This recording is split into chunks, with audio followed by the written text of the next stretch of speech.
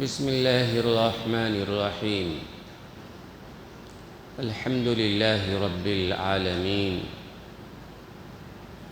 والصلاة والسلام على سيد المرسلين محمد وآله وأصحابه أجمعين.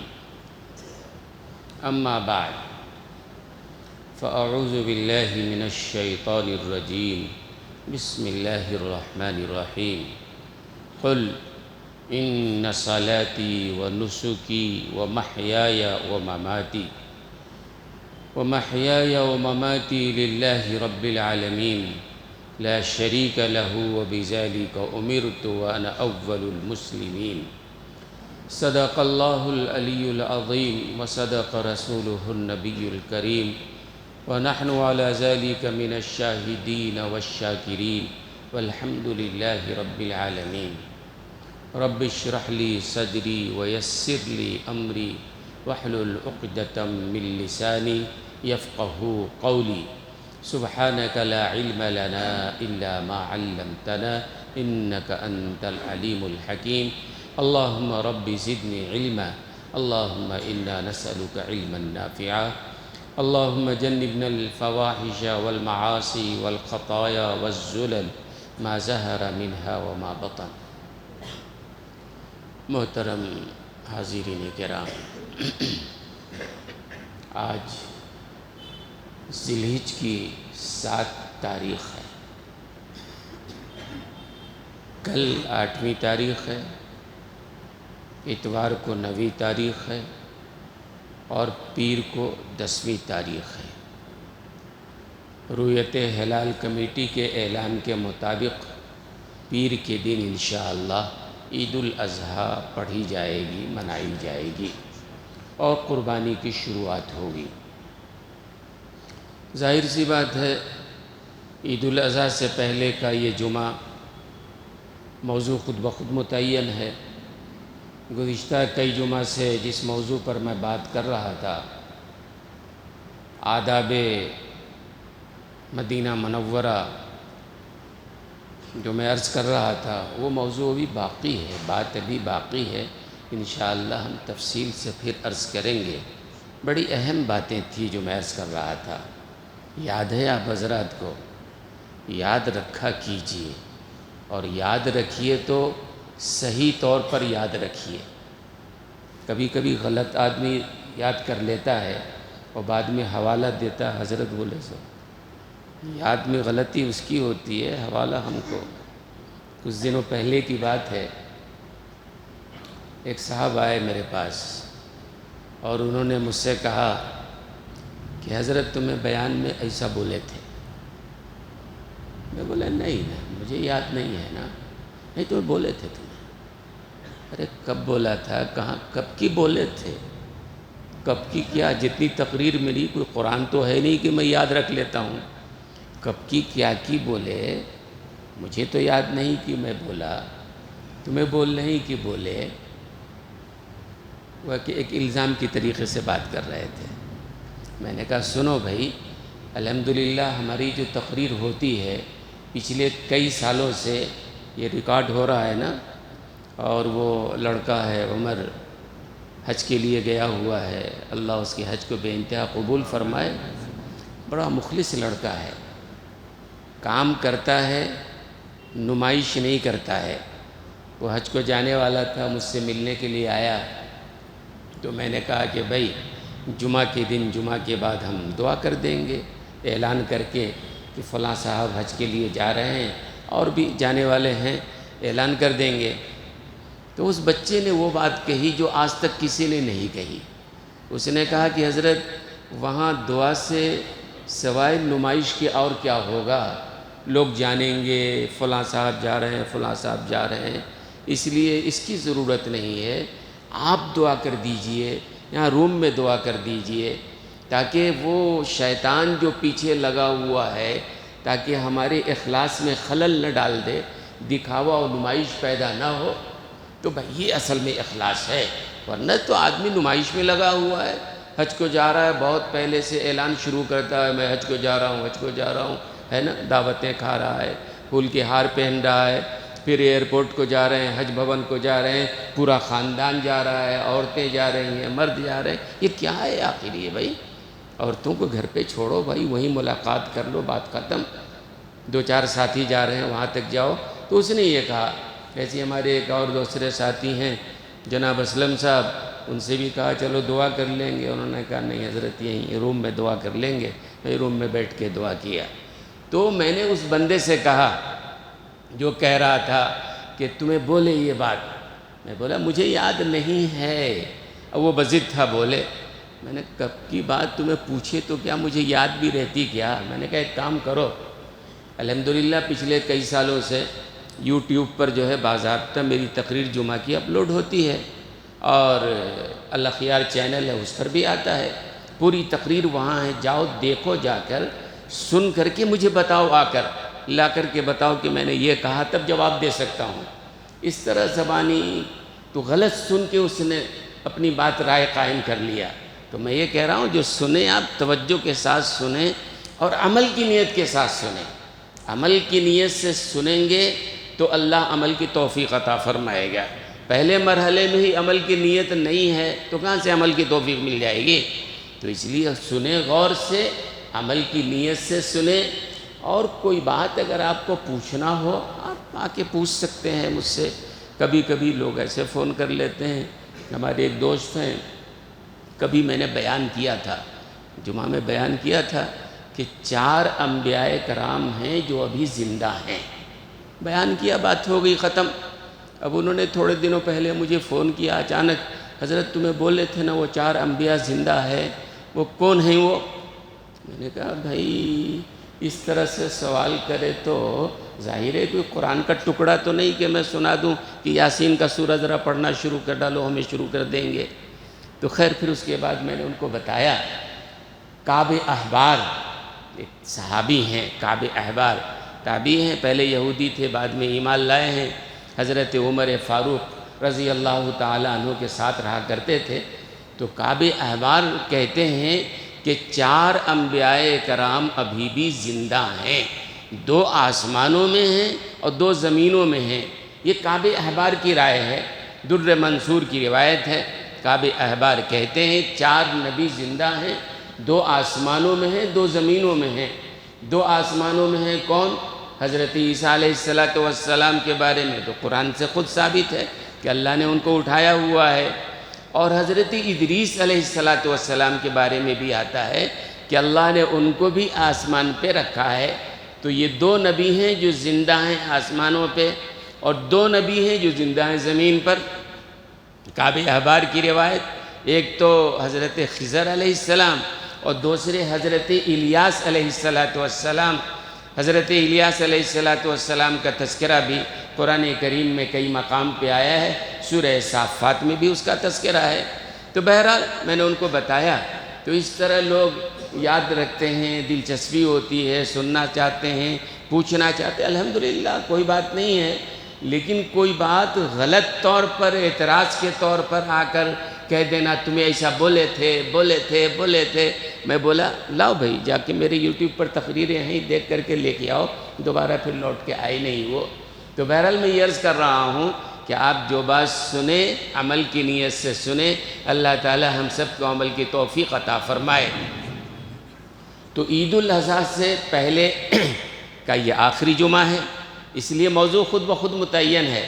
مدینہ منورہ کی بات جو ہے انشاءاللہ آئندہ عرض کروں گا، موقع ملتے ہی بات پوری کرنی ہے مجھے، لیکن ابھی آج جو ہے قربانی سے متعلق بات کرنی ہے، اور قربانی کے علاوہ اور کچھ اہم چیزیں ہیں جس کا تعلق ذی الحجہ کے مہینے سے ہی ہے، دوسرے کسی اور مہینے سے اس کا تعلق نہیں ہے۔ 2 عبادتیں ایسی ہیں جن کا تعلق ذی الحجہ کے مہینے سے ہی ہے، کسی اور مہینے میں وہ عبادت نہیں کر سکتے ہیں، وہ کام وہ عمل نہیں کر سکتے ہیں۔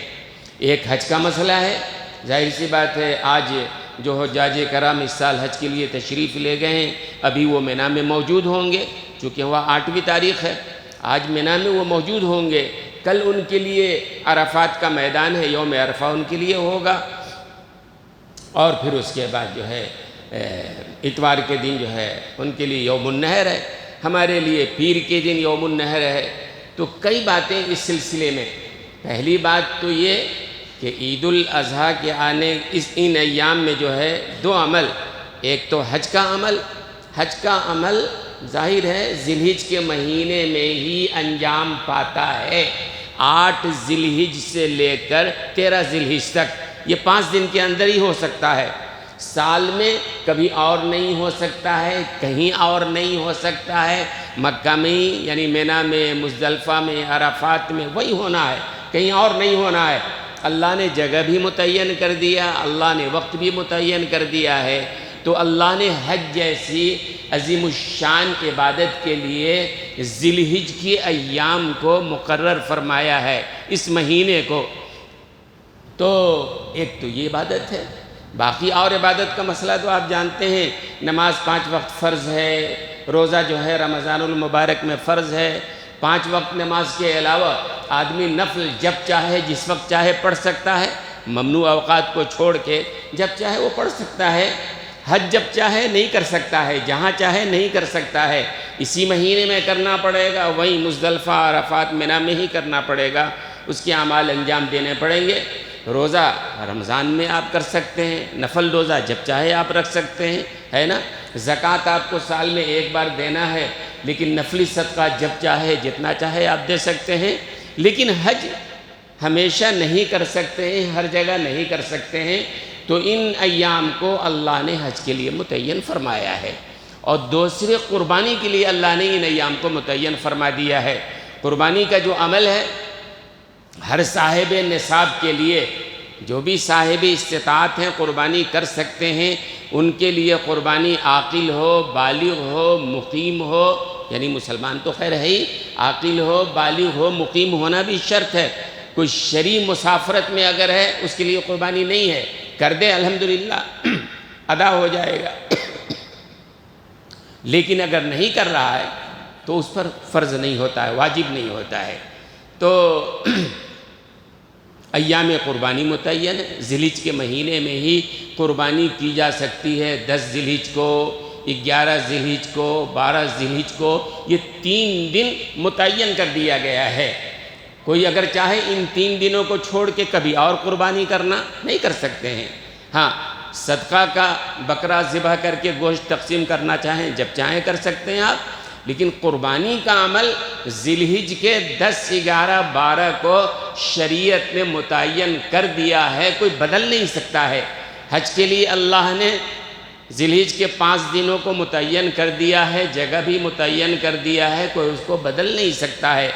علماء نے لکھا ہے کہ یہ ایام اتنے اہم ہیں کہ یکم ذی الحج سے لے کر 8 ذی الحج بلا لو، 9 ذی الحج بھی ملا لو آپ، اس لیے کہ 10 ذی الحج، 11 ذی الحج، 12 ذی الحج، 13 ذی الحج، یہ 4 روز جو ہیں اس میں روزہ رکھنا حرام ہے۔ سال میں 5 دن روزہ رکھنا حرام ہے۔ ایک تو عید الفطر کے دن روزہ رکھنا حرام ہے، اور 4 دن یہاں عید الاضحیٰ میں 10 ذی الحج کو، 11 ذی الحج کو، 12 ذی الحج کو، 13 ذی الحج کو روزہ رکھنا حرام ہے، شریعت نے حرام کر دیا ہے۔ اب اگر کوئی روزہ رکھ لے، ظاہر سی بات ہے اللہ نے منع کر دیا ہے تو حرام ہے۔ اللہ کہیں روزہ رکھو رمضان میں تو رکھنا ثواب ہے۔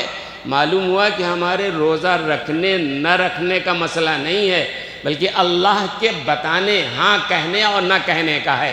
وہ کہیں یہ کام کرو تو عبادت، وہ کہیں یہ کام مت کرو تو عبادت نہیں ہے۔ بات سمجھ میں آ رہی نا؟ تو حدیث میں آتا ہے کہ ذی الحج کی یہ ایام جو ہیں، یہ ان میں کوئی روزہ رکھ رہا ہے، جیسے کل کا دن ہے، آج کوئی روزہ رکھا الحمدللہ، کل کا دن ہے، پرسوں تو یوم عرفہ ہے، اس کے لیے الگ حکم ہے۔ تو ذی الحج کے 10 دنوں میں کوئی اگر روزہ رکھتا ہے، ہر روزے کا ثواب 1 سال کے روزوں کے برابر۔ اور ان راتوں میں جو اللہ نے قسم کھائی ہے سورۃ الفجر میں، 10 راتیں، اس سے مراد علماء کہتے ہیں یہی 10 راتیں ہیں، اللہ نے اس کی عظمت کی بنیاد پہ قسم کھایا ہے۔ علماء نے لکھا ان 10 راتوں میں کوئی عبادت کرتا ہے تو شب قدر کی عبادت کی طرح اسے ثواب ملے گا۔ ہر روزہ 1 سال کا ثواب، ہر رات عبادت شب قدر کے برابر، اور یوم عرفہ 9 ذی الحج کے روزے کی اور فضیلت ہے۔ علماء نے لکھا ہے، حدیث میں حضور اکرم صلی اللہ علیہ وسلم نے فرمایا یوم عرفہ کا جو روزہ رکھتا ہے تو اس کے 2 سال کے گناہ معاف ہوتے ہیں، ایک پچھلے سال کا، ایک آنے والے سال کا، 2 سال کے گناہ اس کے معاف ہوتے ہیں۔ اس لیے بعض علماء نے لکھا کہ یوم عرفہ کا جو روزہ رکھتا ہے، ایک لطیفہ ہی ہے، علماء نے لکھا یوم عرفہ کا جو روزہ رکھتا ہے اور اللہ نے اس کو قبول کر لیا تو آئندہ 1 سال تک اس کی زندگی کی گارنٹی اور ضمانت ہے، وہ آئندہ 1 سال تک مرے گا نہیں۔ کیوں؟ حدیث میں ہے کہ یوم عرفہ کا روزہ رکھنے والا 2 سال کے گناہ معاف ہوں گے، ایک پچھلے سال کے، ایک آئندہ سال کے، تو آئندہ سال زندہ رہا پورا تو نہ معاف ہوگا۔ اور یہ معافی گناہ صغیرہ کے بارے میں ہے، گناہ کبیرہ نہیں ہے جو چاہو کرو آپ، گناہ کبیرہ کی معافی نہیں ہے کبھی بھی، جب تک آدمی اس کا حق ادا نہ کرے، توبہ نہ کرے۔ تو یوم عرفہ کا روزہ 9 ذی الحج اہمیت کا حامل ہے، ہمیں رکھنا چاہیے۔ بہت سارے لوگ کہتے ہیں 1 رکھنا کہ 2 رکھنا، وہ 1-2 کا قصہ محرم کا قصہ ہے۔ یہاں یوم عرفہ 1 روزہ، باقی 10 دن بھی ذی الحج میں رکھو آپ، کوئی نقصان نہیں ہے، لیکن جو مسنون ہے 1 یوم عرفہ کا روزہ۔ اب یہاں کچھ لوگ سوال کرتے ہیں کہ حضرت سعودی کے اعتبار سے، مکے کے اعتبار سے عرفہ کا روزہ رکھنا کہ ہمارے ملک کے اعتبار سے رکھنا؟ اس لیے کہ وقوف عرفہ تو کل ہونے والا ہے، یوم میدان عرفات میں جو حجاج کرام جمع ہوں گے وہ کل جمع ہوں گے، ہمارے ہاں یوم عرفہ اتوار کو ہے، تو اب ہمیں روزہ رکھنا سو کب، کس اعتبار سے رکھنا؟ تو علماء نے لکھا ہے کہ وہ اپنے چاند کے اعتبار سے، یعنی یوم عرفہ کہتے ہیں ذی الحج کی 9 تاریخ کو، ان کے ہاں کے چاند کے اعتبار سے کل ہے یوم عرفہ، وہ روزہ رکھیں، اور حاجیوں کے لیے عرفات میں روزہ نہ رکھنا افضل ہے۔ علماء نے لکھا ہے چونکہ ان کی مصروفیت ہوتی ہے، اگر وہ روزہ رکھ لیں گے تو سستی ہو جائے گی، پریشانی ہے، دھوپ ہے، گرمی، بے انتہا گرمی ہو رہی ہے، اللہ حفاظت فرمائے۔ تو ہمارے ہاں روزہ، علماء نے کہا ہمارے ملک کے اعتبار سے، ہمارے ملک میں جب چاند نظر آیا ہے اور ہلال کمیٹی کا جو اعلان ہوا ہے اس کے اعتبار سے یوم عرفہ اتوار کے دن ہے، لہذا یوم عرفہ کا ہمیں روزہ رکھنا چاہیے۔ اللہ تعالی ہمارے روزوں کو قبول فرمائے۔ اور ایک بات، دوسری بات یہ ہے کہ ایام تشریق، یہ آپ جانتے ہیں نا کہ 8ویں ذی الحج کو یوم الترویہ کہتے ہیں، اور 9 کو یوم عرفہ کہتے ہیں، 10 ذی الحج کو یوم النحر کہتے ہیں، 11، 12، 13 ذی الحج کو ایام تشریق کہتے ہیں۔ یہ کیا ہے سمجھ لیجئے۔ یہ پہلے آپ تکبیرات تشریق کے بارے میں سمجھ لیں کہ 9 ذی الحج یعنی اتوار کی فجر سے، عرفہ کے دن یوم عرفہ سے 9 ذی الحج کی فجر سے لے کر 13 ذی الحج کی عصر تک، یہ پورے 5 دن ہوتے ہیں، 23 نمازیں، چونکہ 13 ذی الحج کو مغرب عشاء نہیں ہے، صرف عصر تک ہے، تو یہ 23 نمازوں میں تکبیر تشریق ہے، یعنی اللہ اکبر، اللہ اکبر، لا الہ الا اللہ واللہ اکبر، اللہ اکبر وللہ الحمد۔ یہ جو تکبیر تشریق ہے، ان 5 دنوں میں یوم عرفہ کی فجر سے شروع کر کے 13 ذی الحج کی عصر تک، ہر فرض نماز کے بعد، نفل کے بعد نہیں ہے، واجب وتر کے بعد نہیں ہے، ہر فرض نماز کے بعد ایک بار تکبیر تشریق پڑھنا بلند آواز سے، بلند کا مطلب چیخنا نہیں، متوسط درمیانہ آواز سے مردوں کے لیے واجب ہے، واجب ہے۔ اگر کوئی نہیں پڑھے گا، اچھا یہ بھی ہے کہ چلو سلام پھیرتے ہی پڑھنا چاہیے، سلام پھیرنے کے بعد آپ کسی کام میں مصروف ہو گئے اور اس وقت پڑھنا چاہیں تو وہ ادائیگی نہیں ہے، سلام پھیرا نماز پڑھیے، اکیلے پڑھ رہے ہیں تو بھی سلام پھیرا نماز پڑھیے، جماعت سے پڑھ رہے ہیں سب لوگ پڑھ لیتے ہیں۔ آپ نے دیکھا ہوگا کہ جماعت میں جو لوگ بعد میں آتے ہیں تو امام تو سلام پھیرنے کے بعد پورا مجمع پڑھ لیتا ہے اس کے حساب سے، جو اپنی باقی رکعتیں پڑھنے کے لیے کھڑے ہوتے ہیں اور جب ان کا پورا ہوتا ہے تو وہ اس کے بعد جو ہے پھر نہیں پڑھتے ہیں تکبیر تشریق، آواز نہیں آتی ہے، مطلب نہیں پڑھتے ہیں یا شرمندگی محسوس کرتے ہیں۔ اس لیے علماء نے لکھا ہے کہ بھئی تکبیر تشریق ہر فرض نماز کے بعد چاہے وہ شہری ہو، دیہاتی ہو، چاہے مرد ہو، چاہے عورت ہو، عورت پر بھی تکبیر تشریق واجب ہے۔ مرد تو عام طور سے مسجد میں ہوتے ہیں، لگ پڑتے ہیں تو یاد آ جاتی ہے بات، عورتوں کو یاد نہیں رہتا ہے۔ علماء نے اس کا حل لکھا ہے کہ عورتیں نماز پڑھتی ہیں جس جگہ پہ، وہاں یہ تکبیر لکھ کر لگا لیں، اللہ اکبر لا الہ الا اللہ واللہ اکبر، تو وہ سامنے جو لکھا رہے گا وہ یاد دلا دے گا کہ ہمیں تکبیر تشریق پڑھنا ہے۔ تو ایک عمل یہ تشریق تکبیر کا ہے۔ اور اس کے بعد جو ہے یوم النحر جو 10ویں تاریخ ہے، عید الاضحیٰ کی نماز ہے۔ عید الاضحیٰ پڑھنی ہے ہمیں، اور عید الاضحیٰ کے معاملے میں آپ جانتے ہیں کہ مسنون یہ ہے کہ آدمی کھلے میدان میں عیدگاہوں میں پڑھے، افضل وہی ہے۔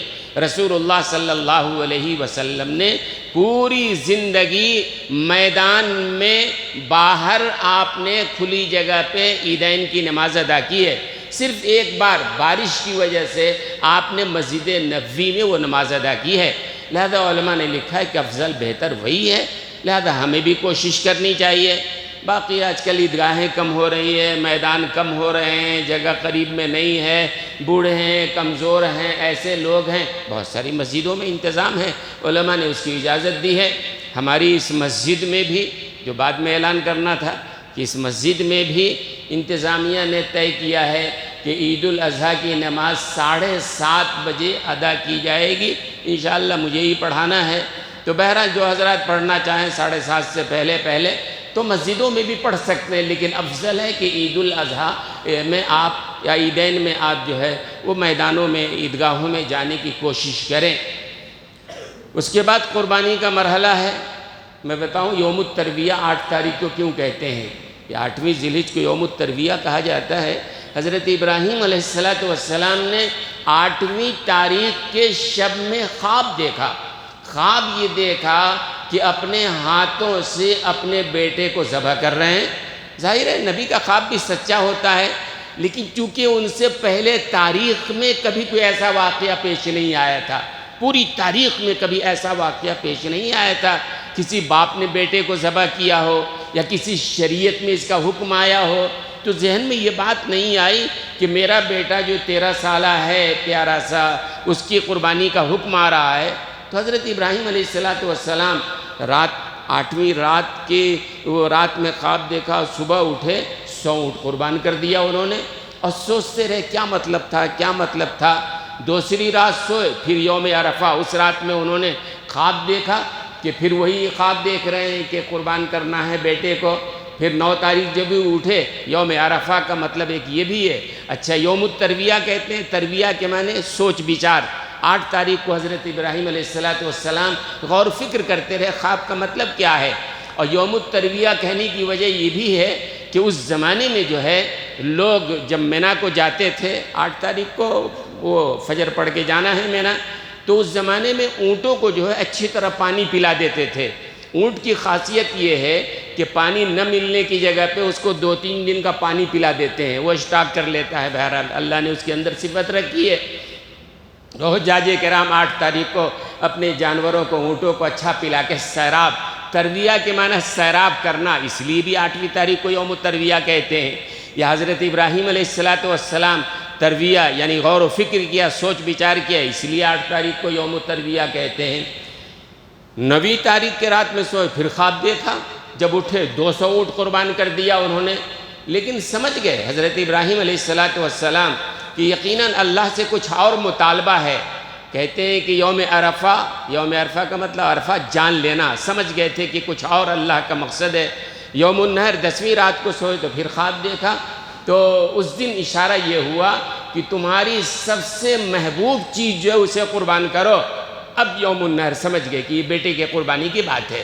10 تاریخ ہوا، حضرت ابراہیم علیہ السلام کنفرم ہو گئے کہ اللہ چاہ رہے ہیں سب سے محبوب، میرا بیٹا سب سے محبوب ہے، بڑھاپے کا سہارا ہے، عصائے پیری ہے، اور بڑی دعاؤں کے بعد اللہ نے دیا ہے، سب سے زیادہ محبوب ہے، یہ یقین ہے۔ کہا ٹھیک ہے۔ گئے اپنے اہلیہ محترمہ حضرت ہاجرہ سے کہا کہ ایک بڑے بادشاہ بڑے کے دربار میں دعوت تھے، بیٹے کو تیار کر دو۔ انہوں نے خوشی سے تیار کر دیا، سرمے لگا دیے، خوشبو لگا دی، نہلا دھولا دیا، اچھے کپڑے پہنا دیا، لے کے جائیے۔ حضرت ابراہیم علیہ السلام لے کے چلے ہیں، اور جا کے بیٹے سے کہا بیٹے میں نے خواب دیکھا ہے، قرآن میں تذکرہ ہے سورہ صافات میں، بیٹے میں نے خواب دیکھا ہے۔ حضرت اسماعیل علیہ السلام کی عمر جو ہے اس وقت تقریباً 13 سال ہے، تو انہوں نے کہا کہ بیٹے میں نے خواب دیکھا ہے کہ میں تم کو ذبح کر رہا ہوں۔ حضرت اسماعیل فوراً بولے یا ابت افعل ما تؤمر، ابا جان جو حکم ہوا ہے آپ کو اللہ کی طرف سے کیجئے، انشاءاللہ میں صبر کروں گا، میں انکار نہیں کر سکتا ہوں۔ اس بات پر ڈاکٹر اقبال کا شعر میں سنایا کرتا ہوں، بڑا جامع شعر ہے۔ یہ فیضان نظر تھا یا کہ مکتب کی کرامت تھی؟ چھوٹا بچہ ہے 13 سال کا، باپ کہہ رہا ہے بیٹے میں نے خواب دیکھا ہے تمہیں ذبح کر رہا ہوں۔ بیٹے نے پلٹ کے نہیں پوچھا کیوں، میرا قصور کیا ہے، کیوں آپ مجھے ذبح کرنا چاہتے ہیں، یہ تو ظلم ہے، کچھ نہیں۔ یا ابتی، ابا جان کیجئے، اللہ نے جس چیز کا حکم دیا ہے کیجئے، میں انشاءاللہ صبر کروں گا۔ تو ڈاکٹر اقبال کہتے ہیں یہ چھوٹا بچہ اتنی بڑی بات کہہ رہا ہے اپنے باپ سے، یہ کوئی معمولی بچہ تو نہیں ہے نا۔ ڈاکٹر اقبال نے کہا یہ فیضان نظر ہے یا کہ مکتب کی کرامت، یہ فیضان نظر ہے یا کہ مکتب کی کرامت، سکھائے کس نے اسماعیل کو آداب فرزندی؟ چھوٹا بچہ ہے، کس نے یہ سکھا دیا ہے؟ کہتے ہیں یا تو فیضان نظر، باپ کی نظر کا بھی فرق پڑتا ہے نا۔ باپ خلیل اللہ ہیں، حضرت ابراہیم ابو الانبیاء بھی ہیں۔ ابو الانبیاء کا مطلب حضرت ابراہیم علیہ السلام کے بعد جتنے نبی آئے ہیں حضرت ابراہیم کے خاندان میں ہی آئے ہیں۔ تقریباً 24,000 انبیاء بنی اسرائیل حضرت ابراہیم علیہ السلام کے خاندان سے ہیں، اسی لیے علماء ان کو ابو الانبیاء، نبیوں کے باپ۔ تو یہ فیضان نظر تھا، حضرت ابراہیم علیہ السلام کی نظر تھی، یا کہ مکتب کی کرامت، یعنی حضرت اسماعیل جو پلے ہیں ماں کی گود میں پلے ہیں، باپ تو شام میں رہتے تھے، حضرت اسماعیل کی پرورش ہوئی حضرت ہاجرہ کی گود میں، یا کہ مکتب کی کرامت تھی، ماں کی گود کا بھی اثر پڑتا ہے۔ اب میں کہا کرتا ہوں ماں اگر ناچنے والی ہوگی تو بیٹا بھی ناچنے والا ہوگا، ماں اگر گانے والی ہوگی تو بیٹا بھی ویسے ہی ہوگا، ماں بے نمازی ہوگی تو بیٹا بھی بے نمازی ہوگا۔ اور میں کہتا ہوں کہ ماں جب فاطمہ ہوتی ہے تب بیٹا حسین ہوتا ہے، اور ماں جب ہاجرہ ہوتی ہے تب بیٹا اسماعیل ہوتا ہے۔ ماں کا اثر پڑتا ہے۔ یہ فیضان نظر تھا یا کہ مکتب کی کرامت تھی، سکھائے کس نے اسماعیل کو آداب فرزندی؟ تو حضرت اسماعیل نے کہا ٹھیک ہے آپ کیجیے۔ گئے منہر میں اس جگہ پہ جہاں قربان کرنا ہے، چھوٹا بچہ ہے، کہہ رہا ہے ابا جان 3 وصیت ہے میری، 3 وصیت ہے میری۔ چھوٹا بچہ وصیت کر رہا ہے، ذبح ہونے سے پہلے 3 وصیت ہے۔ پہلی وصیت یہ ہے میرے ہاتھ پاؤں کو اچھی طرح رسی سے باندھ دیجئے، کہیں ایسا نہ ہو ذبح کے بعد میں تڑپوں تو کہیں آپ کو رحم نہ آ جائے، ذبح کے وقت تڑپنے کی وجہ سے آپ کے ہاتھ نہ کہیں رک جائیں، اسی لیے اچھی طرح میرے ہاتھ پاؤں کو باندھ دیجئے تاکہ تڑپنے کی شکل پیدا نہ ہو۔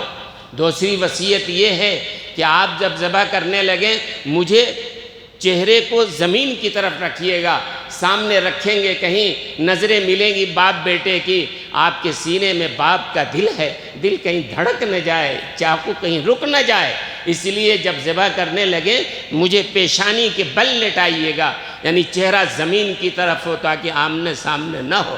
اور تیسری وصیت یہ ہے کہ آپ جا کر کے میری ماں کو میری ذبح کی خبر مت دیجیے گا، ماں کا دل ہے، زندگی ساتھ گزارا ہے، اور اس وادی غیر ذی زرع میں جہاں کوئی نہیں تھا بے سہارا، ماں نے اپنے بچے کو پالا ہے اور 13 سال کا بچہ ہے۔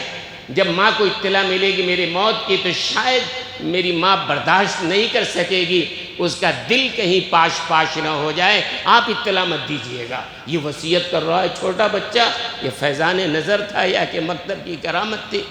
حضرت ابراہیم علیہ السلام نے بہرحال ذبح کیا، لٹایا، قصہ جانتے ہیں آپ، چاقو چلا رہے ہیں چل نہیں رہا ہے، پتھر پہ تیز کرتے ہیں پھر چلاتے ہیں چل نہیں رہا ہے، تو حضرت ابراہیم علیہ السلام رو کے کہتے ہیں اللہ مجھ سے کون سی غلطی ہو گئی ہے کہ میری قربانی پہ یہ چاقو نہیں چل رہا ہے، میری قربانی قبول نہیں ہو رہی ہے، کیا قصور ہے؟ ادھر حضرت اسماعیل رو رہے ہیں اے اللہ مجھ سے کیا غلطی ہو گئی ہے کہ میری قربانی آپ کے بارگاہ میں قبول نہیں ہو رہی ہے۔ ارے چاقو چلے قربان ہو تو نا، کیا قصور؟ باپ بیٹے دونوں اللہ سے کہہ رہے ہیں اللہ کیا قصور ہو گیا ہے؟ یہ ہے۔ پھر اس کے بعد دوستو اور بزرگوں، حضرت ابراہیم علیہ السلام نے چاقو پر بہت کیا ہو گیا تو نہیں چل رہی ہے، تو کہتے ہیں کہ چاقو زبان حال سے گویا ہوئی، ابراہیم آپ مجھ سے کہتے ہیں کاٹو، اور اللہ 70 بار کہہ رہا ہے مت کاٹو، مجھے آپ کا ماننا ہے یا اللہ کی بات ماننی ہے؟ اور پھر کہتے ہیں اللہ نے حضرت جبریل سے کہا میڈھا لے کے جاؤ، وہ میڈھا جو حضرت حابیل نے کیا تھا۔ قربانی کی تاریخ تو بہت پرانی ہے نا، اس وقت سے ہے۔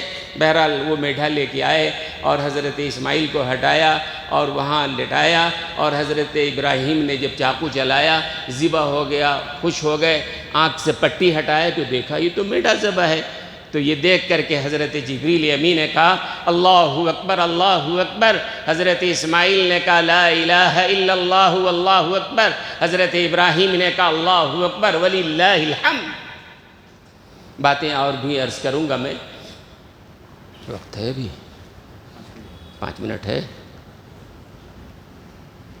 اللہ نے جو ہے خاص طور سے کہا فَلَا تَظْلِمُوا فِيهِنَّ أَنفُسَكُمْ، یہ جو ایام ہے نا، اور یہ ذی الحجہ کا مہینہ جو ہے یہ اس میں شامل ہوتا ہے، یعنی 4 حرم 4 مہینے جو اللہ نے محترم قرار دیے، ذی الحجہ کا مہینہ اسی میں شامل ہے۔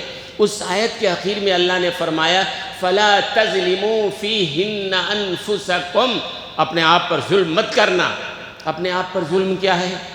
گناہ آدمی کرتا ہے اپنا نقصان کرتا ہے، دوسروں پر ظلم کرتا ہے آدمی نقصان اپنا کرتا ہے، گناہ کرتا ہے آدمی اپنا نقصان کرتا ہے۔ اچھی طرح یہ بات سمجھ لیجئے کہ آدمی دوسروں پر ظلم کرتا ہے وہ دراصل اپنے لیے قبر کھودتا ہے۔ وہ مقولہ مشہور ہے نا، چاہ کنڈا چاہ درپیش، کنواں دوسرے کے لیے جو کھودتا ہے وہ خود اپنے لیے کھودتا ہے، خود اس کے لیے تباہی بربادی کا ذریعہ بنتا ہے۔ ایک واقعہ سنا کر کے میں بات ختم کروں گا، کیونکہ واقعے سے بات سمجھ میں آتی ہے۔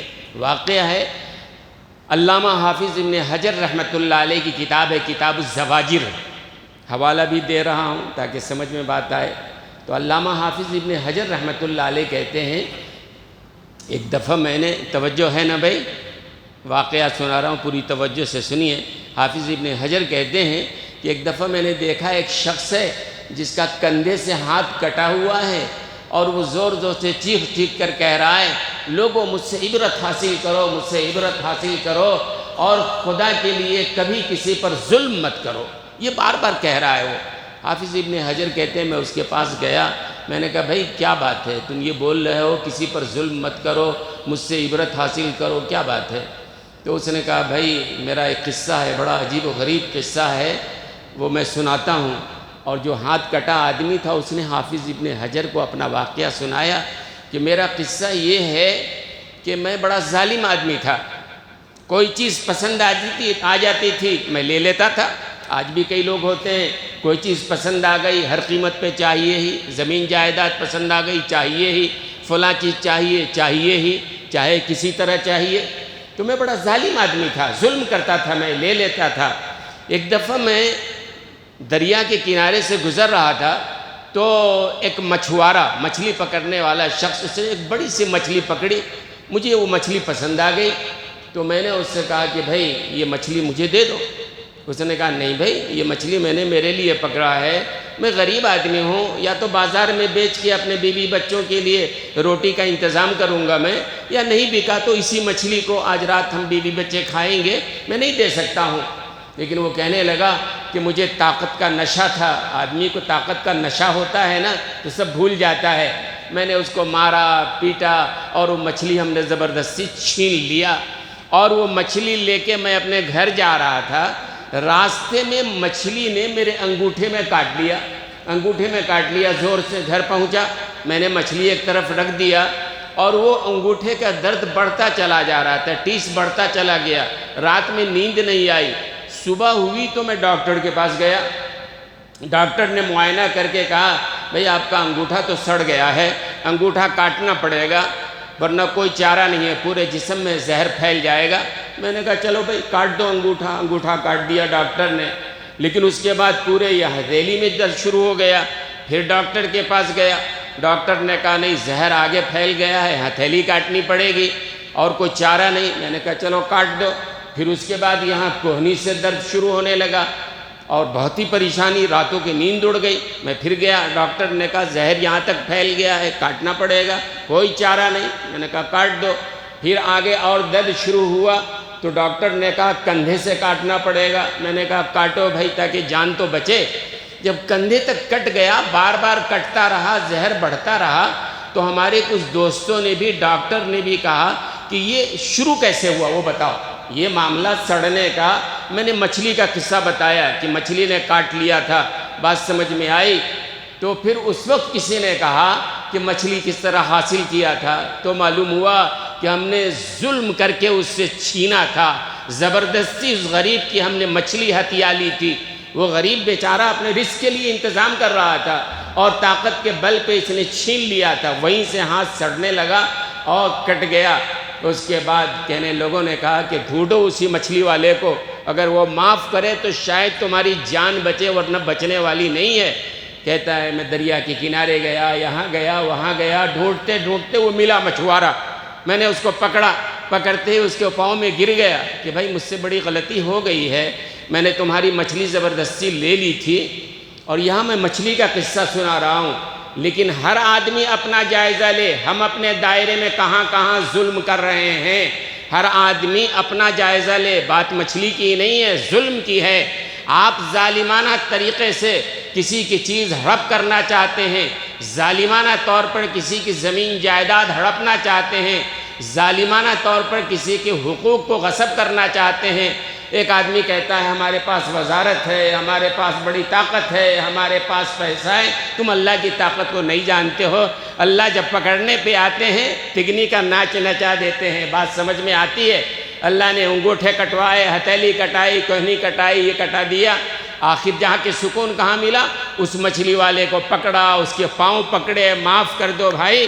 اور جب اس نے معاف کیا اس کے بعد وہ جو ہے رکا اس کا مسئلہ، اور اس نے طے کیا کہ آئندہ زندگی میں کبھی بھی کسی پر ظلم نہیں کریں گے۔ اور وہ بار بار لوگوں کو بتاتا رہا کہ بھائی کبھی ظلم مت کرنا۔ ظلم کریں گے؟ بھول کر کبھی مت کرنا۔ دولت کا نشہ بھی انسان کو مغرور بنا دیتا ہے۔ خدا ہے کہ نہیں ہے؟ حجاج ابن یوسف کا نام تو سنا ہوگا نا، بڑا ظالم، تاریخ کا بڑا ظالم حجاج ابن یوسف۔ حجاج ابن یوسف نے ہزاروں تابعین کو قتل کیا تھا، بڑے بڑے لوگوں کو قتل کیا ہے۔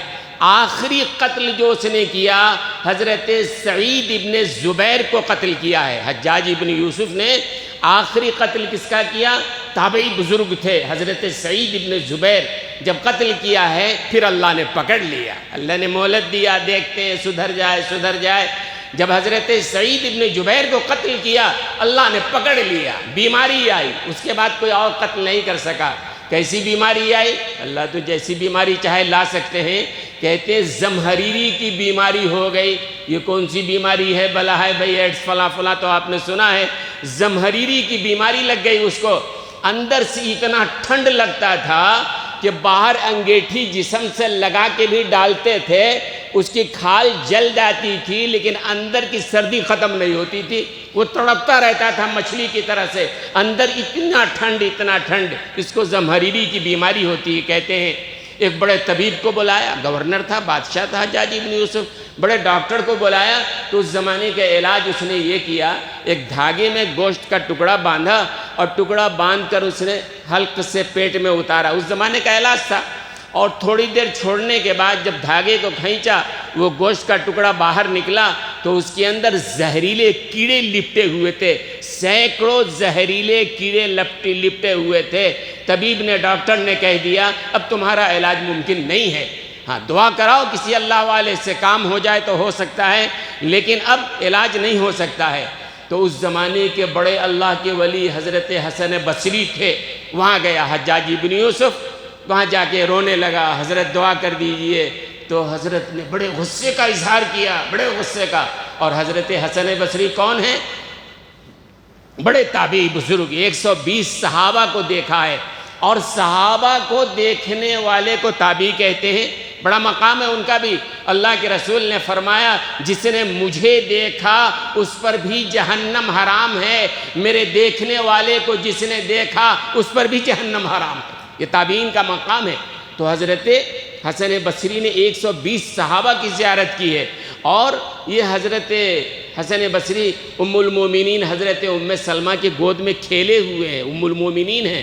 ان کی والدہ جو تھیں ان کے گھر میں کام کرتی تھیں، حضرت حسن بصری کو لے کے جاتی، رکھ دیتی، رونے لگتے تو حضرت ام سلمہ رضی اللہ عنہا اٹھا لیتی تھی گود میں، تو ان کی گود میں کھیلے ہوئے حسن بصری 120 صحابہ سے ملاقات کرنے والے، دیکھنے والے، بڑے تابعی، اس زمانے کا ولی۔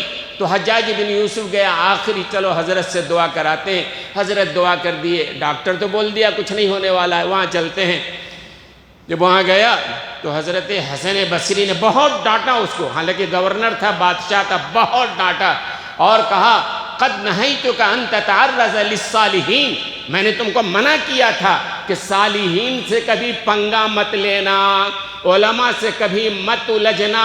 یہ سعید ابن زبیر کو جو تم نے قتل کیا ہے اللہ کی پکڑ آ گئی ہے، میں نے منع کیا تھا۔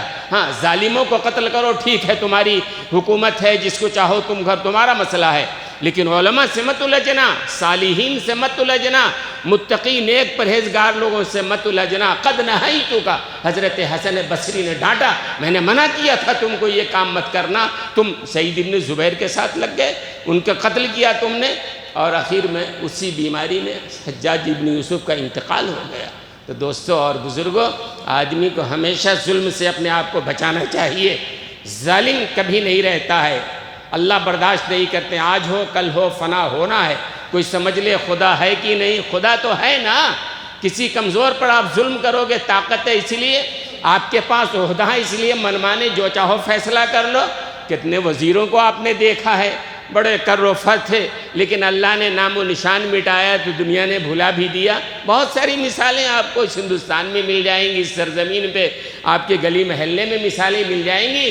اس لیے کبھی ظلم و زیادتی مت کرنا، اللہ سے ڈرتے رہو، اور اللہ نے یہ قربانی کا حکم دیا ہے، جو صاحب نصاب ہیں وہ قربانی کریں۔ اللہ تبارک و تعالی ہمارے قربانیوں کو قبول فرمائے۔ وآخر دعوانا الحمد للہ رب العالمین۔